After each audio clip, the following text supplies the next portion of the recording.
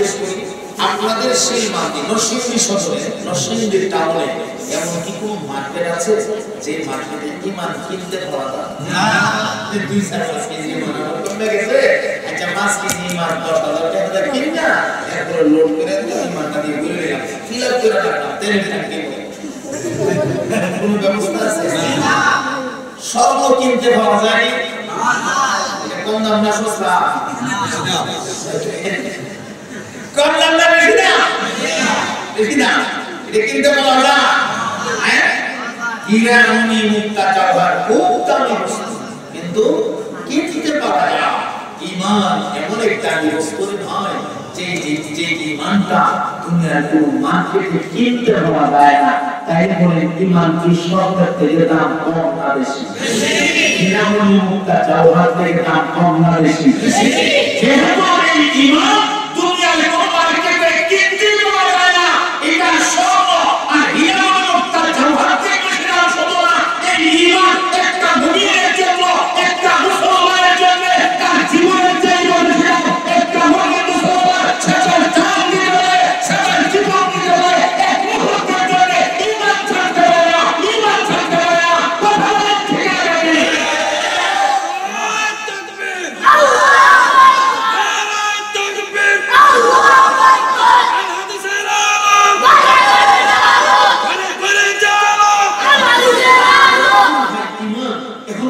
দামি জিনিস না খুব সস্তা জিনিস?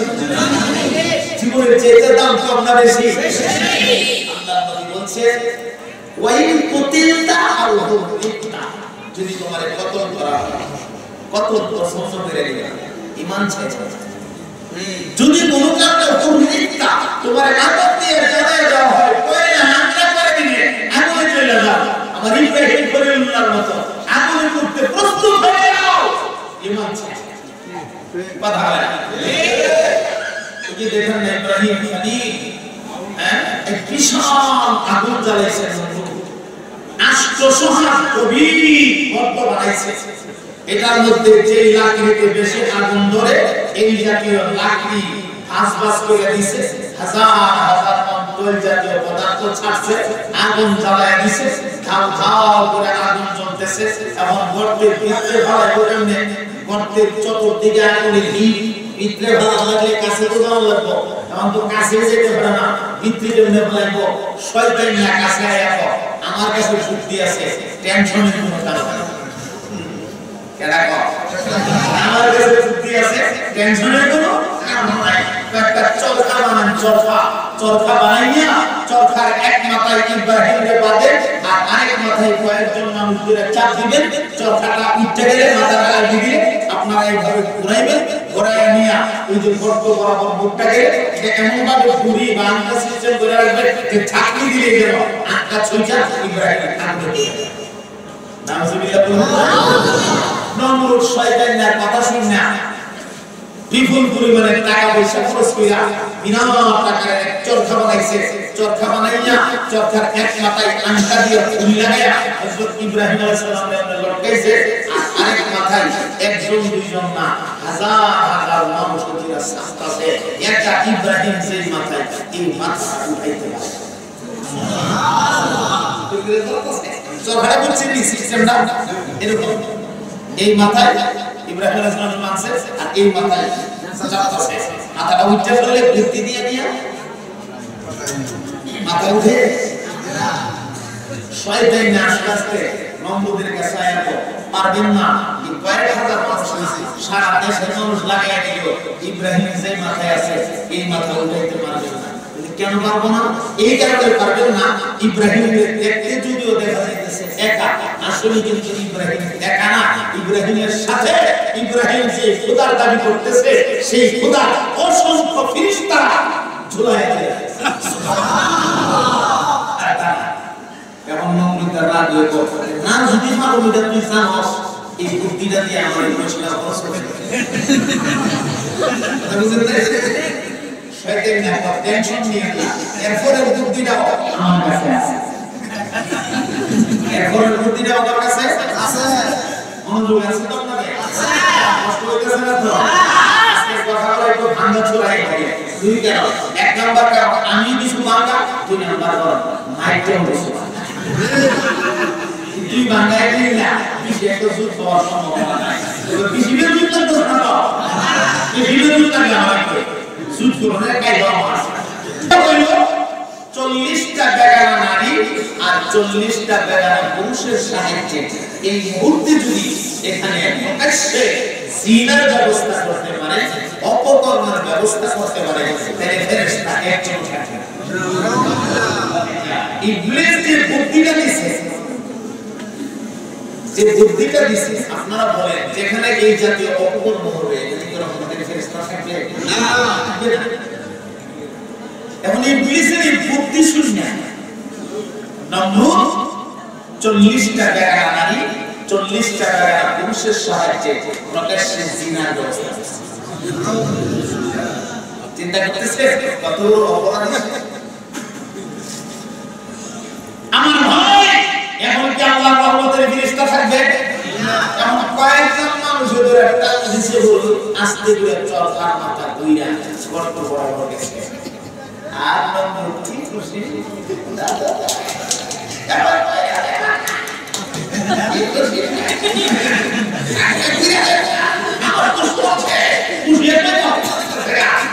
বলেন হেফাজত করার মালিক কে আগুনের ভেতরে সেভ করার ক্ষমতা আপনাদের আল্লাহ আছে আঙ্কার মধ্যে দূরে যখন চাটনি দিছে চরচর দিলে চাটনি দিছে খুব খুশি সুইচে দেখা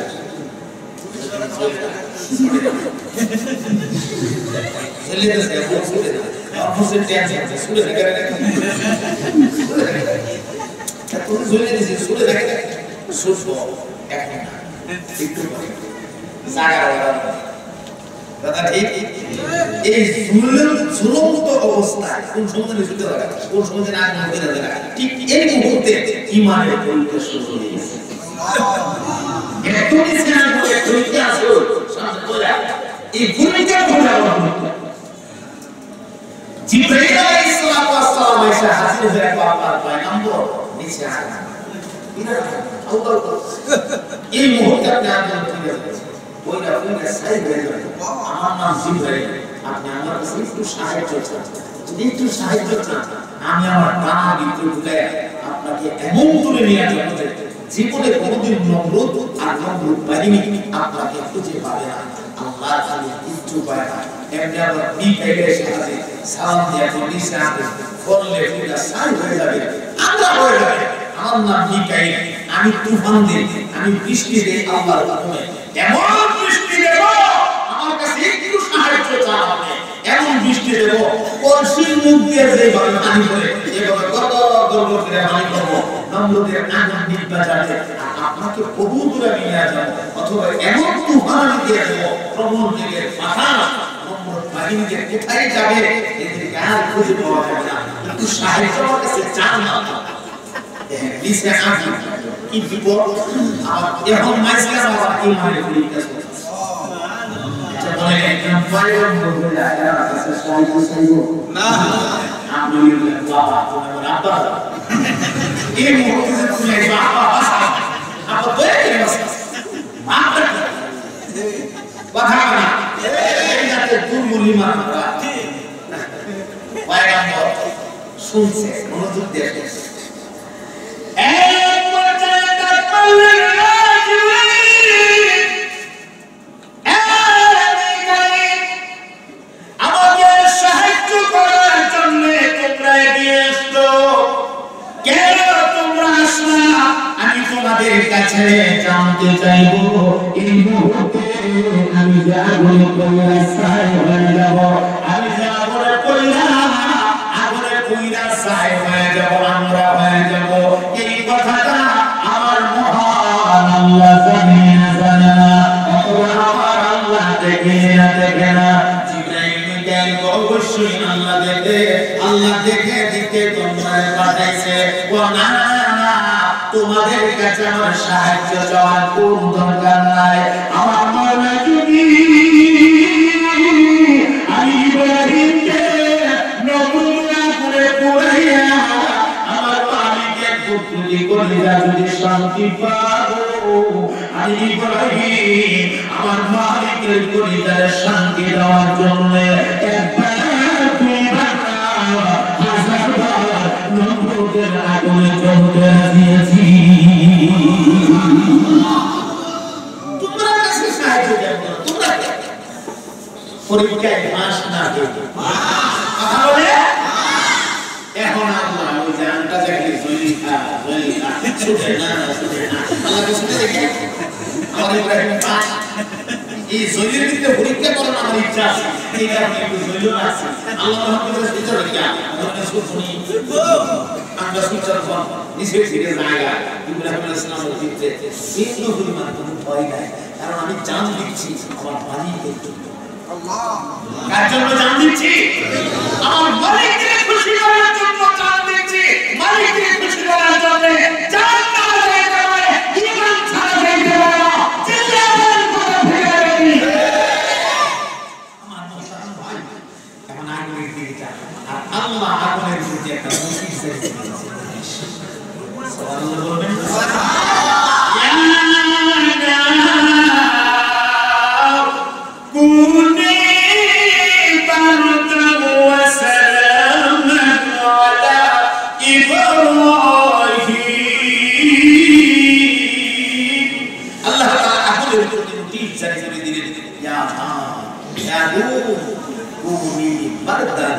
আমার ইব্রাহিমের জন্য ঠান্ডা হয়ে যাক। আমার এমন ঠান্ডা হয়েছে না যে ঠান্ডার দ্বারা আমার ইব্রাহিমের শরীর বরফের মতো শক্ত হয়ে যাবে। আল্লাহ বলেন আল্লাহ আরামদায়ক ঠান্ডা হয়ে যা, না ঠান্ডা না গরম, একবার এয়ার কন্ডিশন না। সুবহানাল্লাহ আগুন আল্লাহর কথা মানে না, মানে আল্লাহর কথা মানে আগুনের ভেতরে যাইতে যাইতে চরকার থেকে সুইটা আগুনে যাইতে যাইতে ভিতরে গিয়া তাকায় দেখে ও চমৎকার একটা চেয়ার, চমৎকার একটা কুরসি, উনি গিয়া ডাইরেক্ট কুরসির মধ্যে বসে নিচে ঘুরে আগুন হতো না, না হয়ে সিংহাসন ওই রাস্তায় দিন কুরসি দিছে কে? দিছে কে? এই মালিক কুরসি দিছে, তার কি আমার না সেই মালিক রে? এই কথা করা কেন রাখো?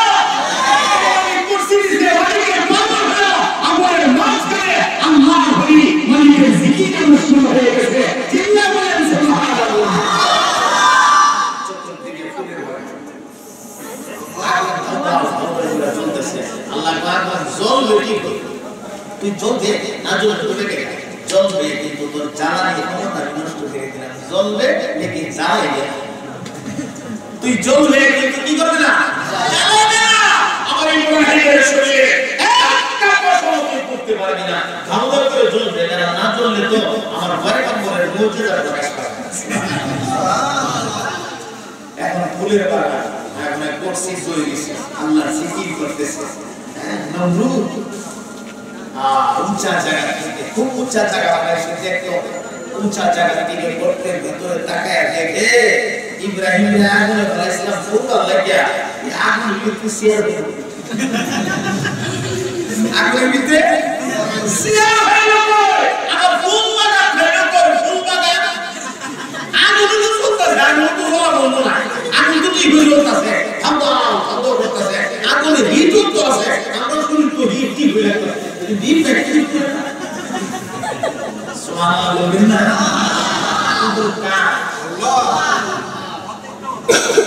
আল্লাহ রাব্বুল আলামিন আগুনের প্রতি নোটিশ করে দিয়েছেন, বলবে চলবে কিন্তু জ্বালাবে না। আমি আল্লাহ তোর জ্বালানি ক্ষমতায় নষ্ট করে দিলাম, চলবে। আমার ইব্রাহিম জ্বালাবে না, আমার ইব্রাহিম ছাড়া অন্য কাউকে ছাড়বে না। অন্য কেউ দায়া পরীক্ষা করতে সাথে সাইজ ডক্টরে ধরে কিন্তু আমার ইব্রাহিমের জবাই না। আমার আল্লাহর কথা মানে না, মানে না মহব্বত বলে মানে একজন আমার মহান বন্ধু কথা বলেছিলেন, একজন ইমানদারের কাছে ঈমানের মূল্য এত বেশি গো, একজন ঈমান ইমানদার তার জীবন দিতে পারে, একটা মুহূর্তের জন্য ইমানদার তার ঈমান ছাড়তে পারে না। এইভাবে যুগে যুগে আল্লাহ রাব্বুল আলামিন আল্লাহ একজন বান্দাকে একভাবে এক নমুনে ঈমানের পরীক্ষা করেছে। বিভিন্ন সময় বিভিন্ন রকমের মুসিবত দিয়া, কোন সময় মালের উপরে মুসিবত দিয়া, কোন সময় জানের উপরে মুসিবত দিয়া। ওই যে দেখেন না আল্লাহ পয়গম্বর আইয়ুব আলাইহিস সালাতু ওয়াস সালাম ওনার ঈমানের পরীক্ষা করছেন আমার আল্লাহ জানের উপরে মুসিবত দিয়া, জানের উপরে দিয়া সমস্ত শরীর মাথা থেকে পায়ের তালা পর্যন্ত আস্তা শরীর পচে গেছে, পুরো শরীর পচা একদম দুর্গন্ধ হয়ে গেছে। কিরা মেরে ফেলছে, কিরা এলাকায় বা গ্রামে রাখতে মানুষ দেয় না, অনেক দূরে পাহাড়ের কিনারায় আল্লাহর পয়গম্বর আইয়ুব নবীকে পৌঁছে দিয়েছে। ওনার বিবিরা যারা ছিল সবগুলি বিবি গিয়ে কইরা বিদায় নিয়ে চলে গেছে। একটা বিবি এখনো পর্যন্ত ওনার খেদমতে আছে, যার নাম রহিমা। ওই বিবিটা এখনো পর্যন্ত যায় নাই, পয়গম্বর আইয়ুব নবীর খেদমতে আছে। তাকে যখন জিজ্ঞেস করা হয় এখনো তুমি যাও না কেন, এমন সময় বিবিটা দিয়ে কয় স্বামীর কদমের নিচে আল্লাহর জান্নাত রয়েছে গো, স্বামীর জান্নাতের উপরে আল্লাহর জান্নাত আমার উপর নির্ভর করবে। আমার স্বামী যদি খুশি, আল্লাহ আমার প্রতি খুশি। যতদিন আমার স্বামী দুনিয়ায় থাকবে আমি স্বামীর পাশে থেকে আমার স্বামীর খেদমত করতে থাকবো। ভাগ্যবতী মহিলা, কথা ঠিক আছে?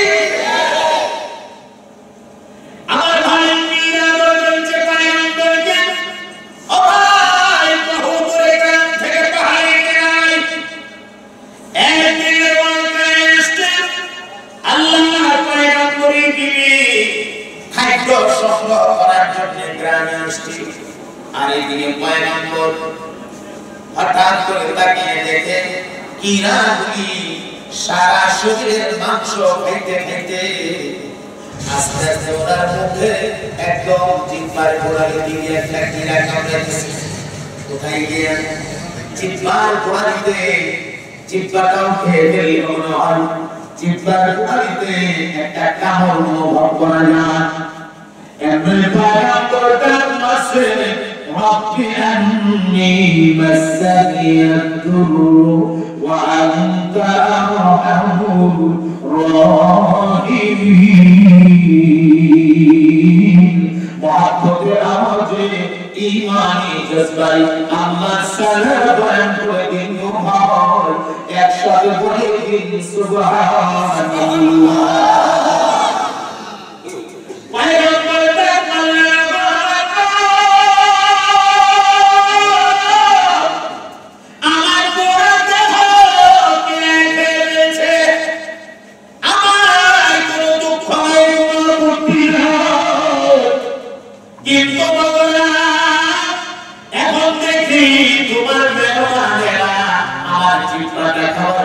জিহ্বার কাছে চলে গেছে, আমার জিহ্বাটাও তুমি খেয়ে ফেলে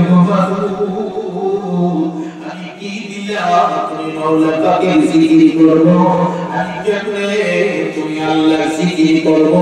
দয়া করে আমার মন পর্যন্ত আমার জিহ্বাটায় হেফাজত রাখো, আমি যেন আত্মার নও আমার জিহ্বাটাকে তুমি আল্লাহর জিকির আমি করতে পারি। আল্লাহ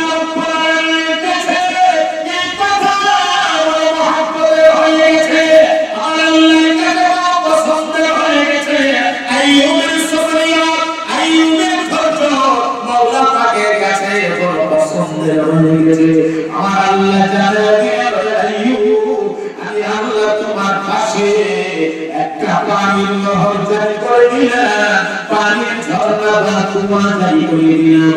ওই কুয়ার পানিতে তুমি গোসল করো, এই পানি তোমার জন্য শুধু পানি না, আমি আল্লাহ তোমার জন্য পানি পানিটাকে মেডিসিন বানিয়ে দিলাম মেডিসিন তুমি গোসল দেওয়ার সাথে সাথে আগের মতো সুন্দর সুস্থ সবল জামা আগের মতো পুনরায় তৈরি হয়ে যাবে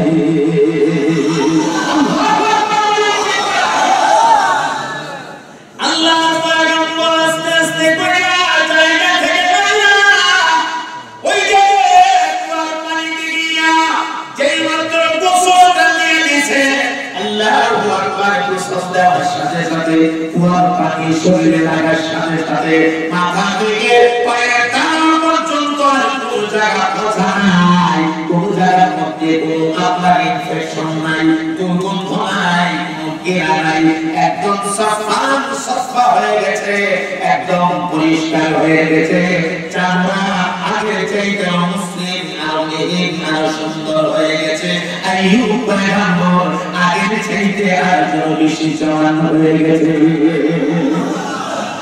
একটা পাথরের উপরে বসে আছে আল্লাহ শুকর আদায় করতেছে ওই যে বিবি গেছে খাদ্য সংগ্রহ করার জন্য বিবি সেখান থেকে খানা নিয়ে আস্তে আস্তে করে আসতেছে আয়েশা তুমি দেখো ওনার স্বামী হায়রে আফসোস আমার স্বামী মনে হয় আব্বাল মগেরা নিয়ে গেছে মনে হয় খাই গেছে আহা একটা যুবক দেখা যায় এই জওয়ান মানুষটাকে একটু জিজ্ঞাসা করে দেখি আমার স্বামীকে দেখছি তো আস্তে আস্তে কাছে গিয়া মুখটাকে কাপড়টা ঘুরে ঘুরে দিয়ে দেখা না হুশ মনে হইতেছে নিজে আইয়ুব বুঝতেছে না তো একবারে সম্পূর্ণ পরিবর্তন তো সুবহানাল্লাহ এখন জওয়ান হয়ে গেছে জওয়ান আস্তে আস্তে ফতোয়া দিয়া দিলা রাসূলের এরকম ভাই এখানে একজন মানুষ ছিল এই যে ওনার নাম আইয়ুব আর আমি হলাম ওনার স্বামী ওনার জন্য খাদ্য সংগ্রহ করতে গ্রামে গিয়েছিলাম ওনার শরীরের মধ্যে পছন্দ ঘিরা হচ্ছে সমস্ত বিবিরা ঘৃণা করে চলে গেছে আমি এখন ওনার খেদমতে আছি ওনার জন্য খাদ্য আনতে গেছিলাম ওনাকে দেখছেন ওনারা দেখছেননি আমার বড় মায়া লাগতেছে বড় আফসোস লাগতেছে হেরে এতদিন আমার সাথে খেদমত করলাম শেষ সময়টা আমি পাশে ছিলাম না আল্লাহ যদি আমাদের জিজ্ঞেস করে আমি কি জবাব দিব আমিও তো এমনি যাই না ওনার জন্য খানা আনতে গিয়েছিলাম মনে জঙ্গলের দিনসো বাড়ি বন্ধুরা আমার স্বামী নিয়ে গেছে আপনি দেখছেন ভাই হুজুর আইয়ুব আলাইহিস সালাম চিন্তা করে দেখলো সেই মহব্বত লাগে কথা বলতেছে স্ত্রীর পরিচয় আর আঘাত দেওয়া ঠিক হবে না একটা মুচকি হাসি দিয়ে একটু ভালোভাবে তাকিয়ে দেখো তো আমাকে তুমি চিনো কিনা কাপড় সরাও পর্দা সরাও সুবহানাল্লাহ দেখো না আমার শুনি না আমি তো আপনাকে চিনতেছি না ঠিক তবে চেহারাটা কিছু কিছু আমার স্বামীর মতো আসতেছে মনে হয় সুবহানাল্লাহ আল্লাহর পয়গম্বর রহমতটা দিয়ে বলেন এই আমারে তুমি চিনো না ভালোভাবে তাকাতে দেখো আমি তো অন্য কেউ না আমি তো তোমার স্বামী আইয়ুব আল্লাহ আমি নাকি পরীক্ষায় কামিয়াব হয়ে গেছি আমি নাকি পরীক্ষায় সফল হয়ে গেছি আমার মহান আল্লাহ আমার জন্য পানির ঝর্ণা জারি করে দিয়েছে ওই পানি দিয়া গোসল করার সাথে সাথে আল্লাহ রাব্বুল আলামিন আমাকে আগের মতো জওয়ান বানিয়ে দিয়েছে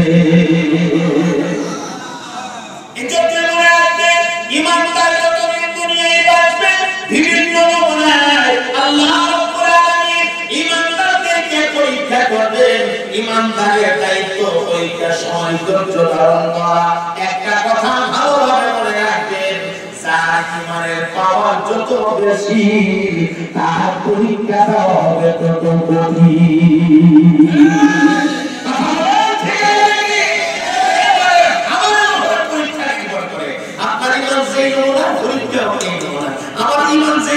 পরীক্ষা হবে যার ঈমান যত পাওয়ারফুল তার পরীক্ষা হবে তত পাওয়ারফুল তখন মুমিনের দায়িত্ব ধৈর্য হারা হয়ে যাবে না ধৈর্য ধারণ করা সবর করা যদি সবর করতে পারে ওই সবরকারীর জন্য আল্লাহর জান্নাতের সুসংবাদ আছে